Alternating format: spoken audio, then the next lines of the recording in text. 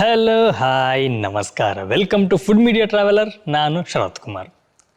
ಸ್ನೇಹಿತರೆ, ಈ ಸಣ್ಣ ಮಕ್ಕಳಿಂದ ದೊಡ್ಡವ್ರ ತನಕ ಸಾಮಾನ್ಯವಾಗಿ ಕಾಡುವಂತಹ ಒಂದು ಸಮಸ್ಯೆ ಅಂತಂದರೆ ಕೂದಲು ಉದುರುವಂಥದ್ದು. ತುಂಬ ಜನ ನಾನಾ ರೀತಿಯ ಎಣ್ಣೆಗಳನ್ನು, ಶಾಂಪುಗಳನ್ನು, ಇದೇ ರೀತಿ ಬೇರೆ ಬೇರೆ ಉತ್ಪನ್ನಗಳನ್ನು ಯೂಸ್ ಮಾಡ್ತಾರೆ. ಆದರೆ ಯಾರಿಗೂ ಒಂದು ಸರಿಯಾದಂತಹ ರಿಸಲ್ಟ್ ಬಂದಿರೋದಿಲ್ಲ. ನಾವು ಕೂಡ ಕೆಲವೊಂದು ಹೇರ್ ಆಯಿಲ್ಗಳನ್ನು ತಯಾರು ಮಾಡ್ತೀವಿ. ಇದನ್ನು ಸಹ ತುಂಬ ಜನ ಯೂಸ್ ಮಾಡಿದ್ದಾರೆ, ತುಂಬ ಜನಕ್ಕೆ ಉಪಯೋಗ ಆಗಿದೆ. ಆದರೆ ಹೋಗಿರುವಂತಹ ಕೂದಲು ಸಂಪೂರ್ಣವಾಗಿ ಬರಲಿಕ್ಕೆ ಸಾಧ್ಯ ಇದೆಯಾ? ಅಥವಾ ಈ ಕೂದಲು ಉದುರಲಿಕ್ಕೆ ಕಾರಣಗಳೇನು? ನಮಗೆ ಕೂದಲು ಉದುರುತ್ತಿದೆ ಅಂತ ನಮ್ಗೆ ಗೊತ್ತಾದ್ರೂ ಕೂಡಲೇ ನಾವು ಮೊದಲು ನೋಡಬೇಕಾದದ್ದು ಕೂದಲು ಉದುರಲಿಕ್ಕೆ ಕಾರಣಗಳೇನು ಅನ್ನೋದು. ನಾವು ಈ ಕಾರಣಗಳನ್ನು ಕಂಡು ಹಿಡಿದ್ರೆ ಅದಕ್ಕೆ ಪರಿಹಾರವನ್ನು ಕಂಡುಕೋಬಹುದು. 100% ಅಲ್ಲ, ಆದರೆ ನಾವು ಕೂದಲು ಉದುರುವುದನ್ನು ನಿಲ್ಲಿಸುವಂಥ ಪ್ರಯತ್ನವನ್ನು ಸ್ವಲ್ಪ ಮಾಡಬಹುದು. ಸ್ನೇಹಿತರೆ, ನಾನಿವತ್ತು ನಿಮಗೆ ಈ ಕೂದಲು ಉದುರಲಿಕ್ಕೆ ಕಾರಣಗಳೇನು, ಇದಕ್ಕೇನಾದರೂ ಪರಿಹಾರ ಇದೆಯಾ ಅನ್ನೋದನ್ನ ತಿಳಿಸ್ಕೊಡ್ತೀನಿ. ಅದಕ್ಕಿಂತ ಮುಂಚೆ ನೀವು ನಮ್ಮ ಚಾನಲ್ಗೆ ಸಬ್ಸ್ಕ್ರೈಬ್ ಆಗಲಿಲ್ಲ ಅಂತಂದರೆ ಇವಾಗಲೇ ಸಬ್ಸ್ಕ್ರೈಬ್ ಮಾಡ್ಕೊಳ್ಳಿ. ಹಾಗೆಯೇ ಪಕ್ಕದಲ್ಲಿ ಬೆಲ್ ಐಕನ್ನ ಕ್ಲಿಕ್ ಮಾಡಿ ಆಲ್ ಆಪ್ಷನ್ನ ಸೆಲೆಕ್ಟ್ ಮಾಡ್ಕೊಂಡು ನಮ್ಮ ಇದೇ ರೀತಿಯ ಪ್ರತಿಯೊಂದು ವಿಡಿಯೋಗಳ ನೋಟಿಫಿಕೇಶನ್ ಪಡಿಬೋದು. ಹಾಗೆ ನೋಡೋದು ಮಿಸ್ ಮಾಡಿದೆ ಮೊಟ್ಟ ಮೊದಲು ನೀವು ನೋಡಬಹುದು. ಸ್ನೇಹಿತರೆ, ಈ ನಮ್ಮ ಕೂದಲು ಉದುರಲಿಕ್ಕೆ ನಾನಾ ರೀತಿ ಕಾರಣಗಳಿವೆ.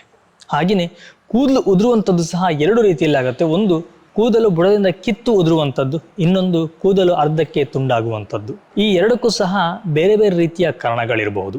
ನಮ್ಮ ದೇಹದಲ್ಲಿರುವಂತಹ ಪ್ರತಿಯೊಂದು ಅಂಗಾಂಗಗಳಿಗೆ ಯಾವ ರೀತಿಯ ಆರೋಗ್ಯ ಸ್ಥಿತಿಗತಿ ಇದೆಯೋ ಅದೇ ರೀತಿ ಕೂದಲಿಗೂ ಕೂಡ ತನ್ನದೇ ಆದಂತಹ ಆರೋಗ್ಯ ಸ್ಥಿತಿ ಇದೆ. ಇದರ ಆರೋಗ್ಯ ಹಾಳಾಗೋದ್ರಿಂದ ಕೂದಲು ಉದುರುವಂಥದ್ದು ಅಥವಾ ಕೂದಲು ತುಂಡಾಗುವಂಥ ಸಮಸ್ಯೆ ಶುರುವಾಗುತ್ತೆ. ಇದಕ್ಕೆ ನಾವು ಉಪಯೋಗ ಮಾಡುವಂಥ ಶಾಂಪ್ ಆಗಲಿ, ಸೋಪ್ ಆಗಲಿ ಅಥವಾ ಹೇರ್ ಆಯಿಲ್ಗಳಾಗಲಿ ಪ್ರತಿಯೊಂದು ಕೂಡ ಕೌಂಟ್ ಆಗುತ್ತೆ. ಕೆಲವರಿಗೆ ಸಣ್ಣ ವಯಸ್ಸಿನಲ್ಲಿ ಕೂದಲು ಉದುರುವಂತಹ ಸಮಸ್ಯೆ ಶುರುವಾಗುತ್ತೆ. ಇದಕ್ಕೆ ದೀರ್ಘಕಾಲದ ಅನಾರೋಗ್ಯ ಅಥವಾ ಶಸ್ತ್ರಚಿಕಿತ್ಸೆ ಆಗಿರುವಂಥದ್ದು ಇದಕ್ಕೆ ಪ್ರಮುಖ ಕಾರಣವಾಗಿರುತ್ತೆ. ನಮಗೆ ಅನಾರೋಗ್ಯ ಇದ್ದಾಗ ನಾವು ಬೇರೆ ಬೇರೆ ರೀತಿಯ ಮೆಡಿಷನ್ನ ತಗೊಳ್ತೀವಿ. ಇದರ ಸೇವನೆಯು ಕೂಡ ಕೂದಲು ಉದುರಲಿಕ್ಕೆ ಒಂದು ಕಾರಣವಾಗಬಹುದು. ಹಾಗೆಯೇ ತುಂಬ ಜನ ಹೇಳೋದನ್ನ ಕೇಳಿರಬಹುದು, ತುಂಬ ಟೆನ್ಷನ್ ಮಾಡ್ಕೊಳ್ತಿದ್ದೀನಿ ಹಾಗಾಗಿ ನನಗೆ ಕೂದಲು ಉದುರ್ತಿದೆ ಅನ್ನೋದು. ಇದು 100ಕ್ಕೆ 100 ನಿಜ. ಯಾರು ಮಾನಸಿಕವಾಗಿ ಒತ್ತಡವನ್ನು ತಂದ್ಕೊಳ್ತಾರೋ ಅಥವಾ ಟೆನ್ಷನಲ್ಲಿ ಇರ್ತಾರೋ ಅಂಥವರಿಗೆ ಕೂದಲು ಉದುರಲಿಕ್ಕೆ ಶುರುವಾಗುತ್ತೆ. ನಾವು ಟೆನ್ಷನ್ ಮಾಡಿದಷ್ಟು ನಮ್ಮ ಕೂದಲಿನ ಹೆಲ್ತ್ ತುಂಬನೇ ದುರ್ಬಲಗೊಳ್ಳುತ್ತೆ. ಹಾಗಾಗಿ ಕೂದಲು ತುಂಬ ಬೇಗನೆ ಉದುರಲಿಕ್ಕೆ ಒಂದು ಕಾರಣವಾಗುತ್ತೆ. ಇನ್ನು ಹೆಚ್ಚಾಗಿ ಧೂಮಪಾನ ಮಾಡುವಂಥವರು ಅಥವಾ ಈ ಸೋಂಕಿಗೆ ಒಳಗಾಗಿರುವಂಥವರಿಗೆ ತುಂಬ ಬೇಗನೆ ಕೂದಲು ಉದುರುವಂಥ ಸಮಸ್ಯೆ ಕಾಣಿಸ್ಕೊಳ್ಳುತ್ತೆ. ಇನ್ನು ಹಾರ್ಮೋನ್ ಸಮಸ್ಯೆಯಿಂದನೂ ಕೂಡ ತಲೆ ಕೂದಲು ಉದುರಲಿಕ್ಕೆ ಒಂದು ಕಾರಣವಾಗುತ್ತೆ. ಕೆಲವರಲ್ಲಿ ಹಾರ್ಮೋನ್ನ ಏರುಪೇರು ಆಗೋದ್ರಿಂದನೂ ಕೂಡ ತಲೆ ಕೂದಲು ಉದುರಲಿಕ್ಕೆ ಕಾರಣವಾಗುತ್ತೆ. ಇದು ಹೆಚ್ಚಾಗಿ ಮಹಿಳೆಯರಲ್ಲಿ ಕಂಡುಬರುತ್ತೆ. ಮಹಿಳೆಯರಲ್ಲಿ ಯಾವಾಗ ಕಂಡುಬರುತ್ತೆ ಅಂತಂದರೆ, ಹೆಚ್ಚಾಗಿ ಒಂದು ಮಗುವಿಗೆ ಜನ್ಮ ನೀಡಿದ ನಂತರ ತನ್ನ ಕೂದಲು ಉದುರುವಂಥ ಸಮಸ್ಯೆಯನ್ನು ತಾಯಿ ಎದುರಿಸಲಿಕ್ಕೆ ಶುರು ಮಾಡ್ತಾಳೆ.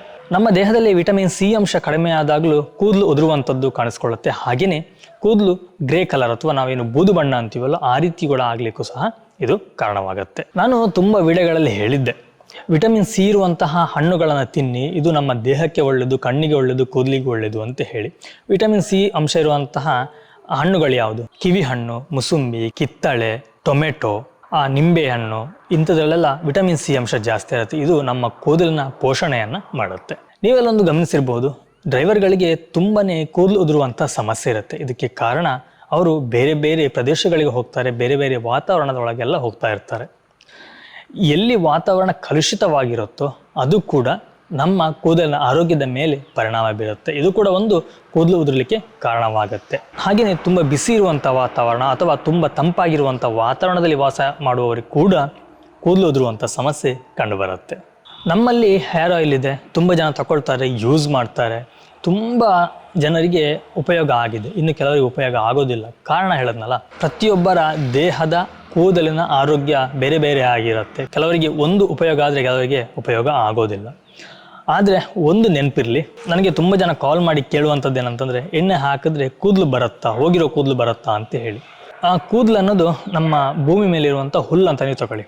ನಾವು ಹುಲ್ಲನ್ನು ಕ್ಲೀನಾಗಿ ತೆಗೆದು ಒಂದು 5-6 ದಿನ ಆದ ಕೂಡಲೇ ಪುನಃ ಚಿಗುರುತ್ತೆ. ಯಾಕಂದರೆ ಅದರ ಬೇರಲ್ಲಿ ಉಳಿದಿರುತ್ತೆ. ಅದೇ ರೀತಿ ನಮ್ಮ ಕೂದಲಿನ ಬೇರಿನ ಆರೋಗ್ಯ ತುಂಬ ಚೆನ್ನಾಗಿದ್ದರೆ, ಇದನ್ನು ಇಂಗ್ಲೀಷಲ್ಲಿ ಕೂದಲಿನ ರೂಟ್ಸ್ ಅಂತೀವಲ್ಲ, ಈ ರೂಟ್ಸ್ ತುಂಬ ಚೆನ್ನಾಗಿದ್ರೆ, ಹೆಲ್ತಿ ಆಗಿದ್ರೆ ಖಂಡಿತವಾಗಲೂ ಬರುತ್ತೆ. ಒಂದು ವೇಳೆ ಆ ರೂಟ್ಸ್ನ ಹೆಲ್ತ್ ಚೆನ್ನಾಗಿಲ್ಲ ಅಥವಾ ರೂಟ್ಸ್ ಸಮೇತ ಕಿತ್ತು ಬಂದಿದೆ ಅಂತಂದರೆ ಅಂಥ ಕೂದಲುಗಳು ಬರಲಿಕ್ಕೆ ಸಾಧ್ಯನೇ ಇಲ್ಲ. ಈ ಭೂಮಿ ಮೇಲೆ ಆ ರೀತಿಯ ಎಣ್ಣೆ ಆಗಲಿ, ಶಾಂಪು ಆಗಲಿ ಯಾವುದೇ ರೀತಿ ಪ್ರಾಡಕ್ಟ್ ಇಲ್ಲ ಕೂದಲನ್ನು, ಹೋಗಿರುವಂಥ ಕೂದಲನ್ನು ಪುನಃ ಬೆಳೆಸುವಂಥದ್ದು. ಸುಮ್ಮನೆ ಅಡ್ವರ್ಟೈಸ್ಮೆಂಟಿಗಾಗಿ ತುಂಬ ಹೇಳ್ತಾರೆ ಆ ರೀತಿ ಇದೆ ಈ ರೀತಿ ಇದೆ ಅಂತ ಹೇಳಿ, ಬಟ್ ಯಾವುದೇ ರೀತಿ ನನಗೆ ಗೊತ್ತಿದ್ದ ಹಾಗೆ ಇಲ್ಲ.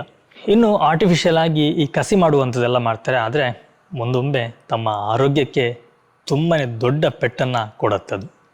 ಹಾಗಾಗಿ ಆ ಕಸಿ ಮಾಡುವಂಥದ್ದೆಲ್ಲ ಹೋಗಬೇಡಿ, ಆದಷ್ಟು ನ್ಯಾಚುರಲ್ ಆಗಿರುವಂಥ ಎಣ್ಣೆಗಳನ್ನು ಯೂಸ್ ಮಾಡಿ, ತುಂಬ ನಿಮಗೆ ಒಳ್ಳೆಯದಾಗುತ್ತೆ.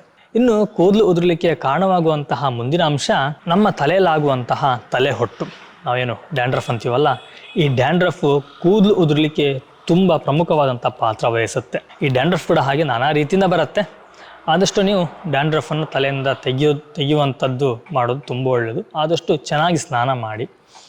ನಿಮಗೆ ಡ್ಯಾಂಡ್ರಫ್ ಬಗ್ಗೆ ಏನಾದರೂ ಮಾಹಿತಿ ಬೇಕು ಅಂತಂದರೆ ಕಮೆಂಟಲ್ಲಿ ತಿಳಿಸಿ, ಖಂಡಿತವಾಗ್ಲೂ ಮುಂದಿನ ಒಂದು ವಿಡಿಯೋದಲ್ಲಿ ಅದ್ರ ಬಗ್ಗೆ ಸಹ ಸಂಪೂರ್ಣವಾದ ಮಾಹಿತಿನ ನೀಡ್ತೀನಿ. ನಮ್ಮ ತಲೆಯಲ್ಲಿ ತಲೆ ಹೊಟ್ಟು ಇದ್ದಷ್ಟು ನಮಗೆ ತುರಿಕೆ ಜಾಸ್ತಿ, ನಾವು ಆವಾಗವಾಗ ತುರಿಸ್ತಾನೆ ಇರ್ತೀವಿ, ಅಲ್ಲಿ ಆ ಕೂದಲಿನ ಬೇರು ಸತ್ತು ಹೋಗಿ ಕೂದಲು ಉದುರುವಂಥದ್ದು ಜಾಸ್ತಿ ಆಗುತ್ತೆ. ಈಗ ತುಂಬ ಟ್ರೆಂಡಲ್ಲಿರುವಂಥದ್ದು ದೇಹದ ಬೊಜ್ಜನ್ನು ಕಡಿಮೆ ಮಾಡ್ಕೊಳ್ಳೋದು ಅಥವಾ ದೇಹದ ತೂಕವನ್ನು ಕಡಿಮೆ ಮಾಡ್ಕೊಳ್ಳೋದು.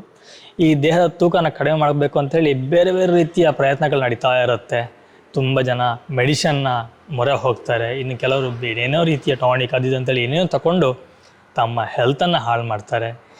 ಈ ರೀತಿಯ ತೂಕ ನಷ್ಟವು ಕೂಡ ತಲೆ ಕೂದಲು ಉದುರಲಿಕ್ಕೆ ಒಂದು ಪ್ರಮುಖ ಕಾರಣ ಆಗುತ್ತೆ. ನಮ್ಮ ದೇಹದ ತೂಕವನ್ನು ಕಡಿಮೆ ಮಾಡಬೇಕು ಅಂತಂದರೆ ನಮ್ಮ ದೇಹದಲ್ಲಿರುವಂಥ ಕೆಲವೊಂದು ಪೋಷಕಾಂಶಗಳನ್ನು ನಾವು ಕಡಿಮೆ ಮಾಡ್ಕೋಬೇಕಾಗತ್ತೆ. ಈ ಪೋಷಕಾಂಶ ನಮ್ಮ ದೇಹದಲ್ಲಿ ಕಡಿಮೆ ಆದರೆ ದೇಹದ ತೂಕ ಕಡಿಮೆ ಆಗುತ್ತೆ, ಅದರ ಜೊತೆನೇ ಕೂದಲಿನ ಹೆಲ್ತ್ ಕೂಡ ಹಾಳಾಗುತ್ತೆ. ಸ್ನೇಹಿತರೆ, ಹಾಗೆ ನನಗೆ ಕಾಲ್ ಮಾಡುವಂಥವರಲ್ಲಿ 54, 60 ವರ್ಷ, 65 ವರ್ಷ ಆದವರು ಸಹ ಕಾಲ್ ಮಾಡ್ತಾರೆ. ನನ್ನ ಕೂದಲು ಉದುರ್ತಾ ಉಂಟು, ನನಗೆ ಈ ಎಣ್ಣೆಯನ್ನು ಹಾಕಿದ್ರೆ ಕೂದಲು ಬರುತ್ತಾ ಅಥವಾ ಉದುರೋದು ನಿಲ್ಲುತ್ತಾ ಅಂತ ಹೇಳಿ. ನಾನೊಂದು ಮನುಷ್ಯನನ್ನು ಒಂದು ಮರಕ್ಕೆ ನಾನು ಹೋಲಿಸ್ತೀನಿ. ಒಂದು ಮರ ಏಜ್ ಆದರೂ ಕೂಡಲೇ ತನ್ನಲ್ಲಿರುವಂಥ ಎಲೆಗಳೆಲ್ಲ ಹಳದಿಯಾಗಿ ಉದುಲಿ ಸ್ಟಾರ್ಟ್ ಆಗುತ್ತೆ. ಅದೇ ರೀತಿ ಮನುಷ್ಯನ ದೇಹದಲ್ಲೂ ಕೂಡ ಪ್ರತಿಯೊಂದು ಅಂಗಾಂಗಗಳ ಆರೋಗ್ಯ ಕಡಿಮೆ ಆಗ್ತಾನೆ ಬರುತ್ತೆ. ದೇಹದ ಆರೋಗ್ಯ ಆಗಿರಲಿ ಅಥವಾ ನಮ್ಮ ದೇಹದಲ್ಲಿರುವಂಥ ಬೇರೆ ಬೇರೆ ಅಂಗಾಂಗಗಳಾಗಿರಲಿ, ಅದ್ರ ಜೊತೆ ಕೂದಲಿನ ಆರೋಗ್ಯ ಕೂಡ ಕಡಿಮೆ ಆಗತ್ತೆ. ನಮ್ಮ ಮುಪ್ಪಿನ ಸಮಯದಲ್ಲಿ ಕೂದಲು ಉದುರುವಂಥದ್ದು ಅದು ಸಹಜ, ಪ್ರಕೃತಿದತ್ತವಾಗಿ ಬಂದಿರುವಂಥದ್ದು, ಅದು ಉದುರಲೇಬೇಕು. ಅದನ್ನು ತಡೀಲಿಕ್ಕೆ ಸಾಧ್ಯನೇ ಇಲ್ಲ ಸ್ನೇಹಿತರೆ. ಇನ್ನು ಕೂದಲು ಉದುರಲಿಕ್ಕೆ ಮತ್ತೊಂದು ಕಾರಣ ಅಂತಂದರೆ ನಾವು ಉಪಯೋಗ ಮಾಡುವಂತಹ ನೀರು. ನೀವು ಸಿಟಿಯಲ್ಲಿ ಇರ್ತೀರಿ, ಕಾರ್ಪೊರೇಷನ್ ನೀರು ಬರುತ್ತೆ, ಅದರಲ್ಲೆಲ್ಲ ಕ್ಲೋರಿನ್ ಯುಕ್ತವಾದಂತಹ ನೀರಾಗಿರುತ್ತೆ. ಈ ಕ್ಲೋರಿನ್ ಇರುವಂತಹ ನೀರು ನಾವು ಸ್ನಾನ ಮಾಡ್ತೀವಿ, ಕುಡಿತೀವಿ. ಇದು ನಮ್ಮ ಹೆಲ್ತ್ನ ಮೇಲೆ, ನಮ್ಮ ಕೂದಲಿನ ಮೇಲೆ ತುಂಬ ಪ್ರಭಾವ ಬೀರುತ್ತೆ. ಕೂದಲು ಉದುರಲಿಕ್ಕೆ ಇದು ಸಹ ಕಾರಣವಾಗುತ್ತೆ. ಹಾಗೆ ಇನ್ನೊಂದು ಬಂದು ಗಡಸು ನೀರು. ಕೆಲವೊಂದು ಕಡೆ ನಾವು ಸ್ನಾನ ಮಾಡಿದಾಗ ಎಷ್ಟೇ ಸೋಪ್ ಹಾಕಿದ್ರೂ ಕೂಡ ಆ ನೊರೆ ಬರೋದಿಲ್ಲ, ಮತ್ತು ಸ್ನಾನ ಮಾಡಿದ ನಂತರ ತಲೆಯೆಲ್ಲ ಏನೋ ಅಂಟಂಟ ಒಂದು ಫೀಲ್ ಆಗುತ್ತೆ. ಈ ರೀತಿಯ ನೀರು ಕೂಡ ನಮ್ಮ ತಲೆ ಕೂದಲು ಉದುರಲಿಕ್ಕೆ ಒಂದು ಕಾರಣವಾಗುತ್ತೆ. ಇನ್ನು ಕೊನೆಯದಾಗಿ ಕೂದಲು ಉದುರಲಿಕ್ಕೆ ಒಂದು ಪ್ರಮುಖ ಕಾರಣ ಅಂತಂದರೆ ಆನುವಂಶಿಕವಾಗಿ ಬಂದಿರುವಂತಹ ವರ.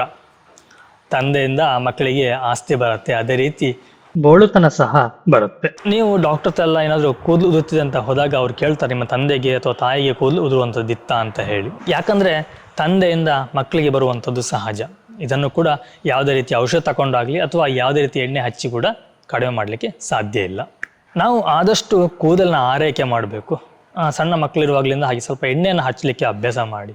ಮತ್ತು ಇನ್ನೊಂದು ನನ್ನ ಅನುಭವ ಕೂಡ ಹೌದು, ನಾವು ಕೂದಲನ್ನ ಉದ್ದ ಬಿಡುವಂಥದ್ದು, ತುಂಬ ಕೂದಲು ಉದ್ದ ಬಿಡ್ತೀವಲ್ಲ, ಅದು ಕೂಡ ಕೂದಲು ಉದುರಲಿಕ್ಕೆ ಒಂದು ಕಾರಣವಾಗುತ್ತೆ. ಆದಷ್ಟು ಕೂದಲು ಹೆಚ್ಚು ಉದ್ದ ಬಿಡಲಿಕ್ಕೆ ಹೋಗಬೇಡಿ. ಸಣ್ಣ ಮಕ್ಕಳಿಗೆಲ್ಲ ಆದಷ್ಟು ಎಣ್ಣೆಯನ್ನು ಉಪಯೋಗ ಮಾಡಿ. ನೀವು ಮನೇಲಿ ಸಿಗುವಂತಹ ನಾರ್ಮಲ್ ಕೊಬ್ಬರಿ ಎಣ್ಣೆನ ಯೂಸ್ ಮಾಡಿ. ಅದರಲ್ಲೂ ಕೂಡ ಇದೆ, ಈ ಕೊಬ್ಬರಿ ಎಣ್ಣೆಯಲ್ಲೂ ಸಹ ಇದೆ. ಆದಷ್ಟು ಗಾಣದ ಎಣ್ಣೆ ಅಥವಾ ನಿಮ್ಮ ಮನೆ ಹತ್ತಿರ ಯಾರಾದರೂ ಎಣ್ಣೆ ಮಾಡ್ತಾ ಇದ್ದರೆ ಅವ್ರದ್ದು ತಗೊಂಡು ಅದನ್ನು ಯೂಸ್ ಮಾಡಿ, ತುಂಬ ಒಳ್ಳೆಯದು. ಇನ್ನು ಬೇರೆ ಹೊರಗಡೆ ಸಿಗುವಂಥ ಎಣ್ಣೆಗಳಲ್ಲಿ ಬೇರೆ ಬೇರೆ ರೀತಿಯ ಕೆಮಿಕಲ್ ಇರುತ್ತೆ. ಈ ಕೆಮಿಕಲಿಂದನೇ ನಮ್ಮ ಕೂದಲು ಹಾಳಾಗುವಂಥದ್ದು. ಇತ್ತೀಚಿನ ದಿನಗಳಲ್ಲಿ ನಾವು ಹೆಚ್ಚಾಗಿ ಕೆಮಿಕಲ್ನ ಉಪಯೋಗ ಮಾಡೋದ್ರಿಂದ ಕೂದಲು ಉದುರುವಂಥದ್ದು, ಹಾಗೆಯೇ ಹಲವಾರು ಆರೋಗ್ಯ ಸಮಸ್ಯೆಗಳು ಶುರುವಾಗುತ್ತೆ. ದಯವಿಟ್ಟು ರಾಸಾಯನಿಕದಿಂದ ಆದಷ್ಟು ದೂರ ಇರಿ, ಸಾಧ್ಯ ಆದಷ್ಟು ನ್ಯಾಚುರಲ್ ಪ್ರಾಡಕ್ಟ್ಗಳನ್ನೇ ಯೂಸ್ ಮಾಡಿ. ಏನಿವೆ ಸ್ನೇಹಿತರೆ, ಇವತ್ತಿನ ಈ ಒಂದು ಮಾಹಿತಿ ನಿಮಗೆ ಇಷ್ಟ ಆಗಿದೆ ಅಂತ ಅಂದ್ಕೊಳ್ತೀನಿ. ಇಷ್ಟ ಆಗಿದ್ರೆ ಒಂದು ಲೈಕ್ ಕೊಡಿ, ಹಾಗೆ ಚಾನಲ್ ಸಬ್ಸ್ಕ್ರೈಬ್ ಮಾಡಿಲ್ಲ ಅಂದರೆ ಇವಾಗಲೇ ಸಬ್ಸ್ಕ್ರೈಬ್ ಮಾಡ್ಕೊಳ್ಳಿ. ನಾನು ನಿಮಗೆ ಮುಂದಿನ ಒಂದು ವಿಡಿಯೋ ಸಿಗ್ತೀನಿ, ಒಂದೊಳ್ಳೆ ರೆಸಿಪಿ ಅಥವಾ ಒಂದೊಳ್ಳೆ ಗಿಡಮೂಲಿಕೆ ಅಥವಾ ಒಂದು ಒಳ್ಳೆಯ ಇನ್ಫಾರ್ಮೇಷನ್ ಜೊತೆ. ಥ್ಯಾಂಕ್ ಯು, ಬಾಯ್ ಬಾಯ್, ನಮಸ್ಕಾರ.